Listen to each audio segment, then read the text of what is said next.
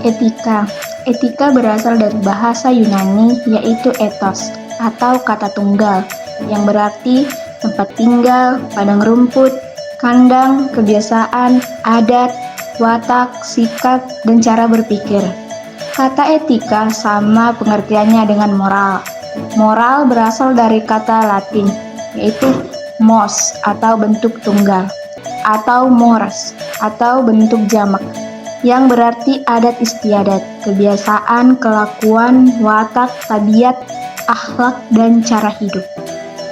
Kepemimpinan. Menurut Griffin dan Ebert, kepemimpinan adalah proses memotivasi orang lain untuk mau bekerja dalam mencapai tujuan yang telah ditetapkan. Menurut SP Sagian 2003, kepemimpinan adalah kemampuan dan keterampilan seseorang ketika menjabat sebagai pimpinan dalam suatu organisasi untuk mempengaruhi perilaku orang lain, khususnya bawahannya, agar berpikir dan bertindak sedemikian rupa sehingga dapat memberikan sumbangan nyata dalam pencapaian tujuan organisasi. Oke, materi selanjutnya kepemimpinan. Terdapat kesamaan di antara banyak definisi, yaitu yang pertama, kepemimpinan adalah merupakan kemampuan mengaruhi orang lain dengan menggunakan kekuasaannya. Yang kedua, kepemimpinan adalah suatu proses interaksi antara pemimpin dan pengikut. Yang ketiga, kepemimpinan terjadi pada berbagai tingkat dalam suatu organisasi. Dan yang keempat, kepemimpinan berfokus pada penyelesaian tujuan bersama. Etika dalam kepemimpinan.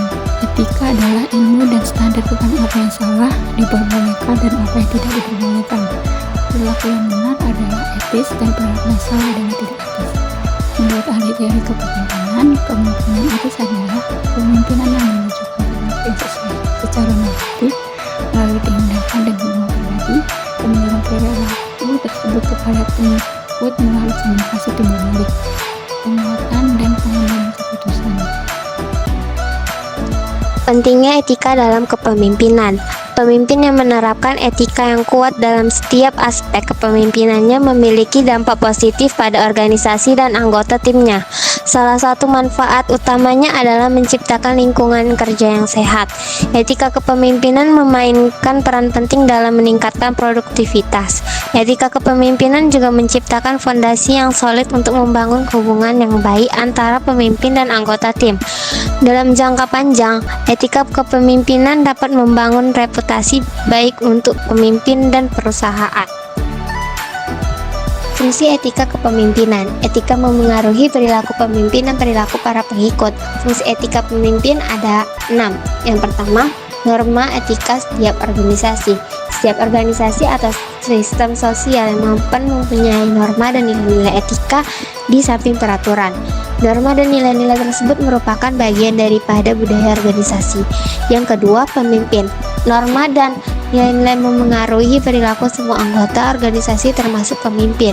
Khusus bagi pemimpin, ia harus memimpin aplikasi dan penegakan pelaksanaan norma dan nilai-nilai dalam perilaku organisasi dan perilaku pribadi para anggota organisasi. Yang ketiga, perilaku mempengaruhi pemimpin yang etis. Norma dan nilai-nilai organisasi diterapkan dalam perilaku memengaruhi pemimpin.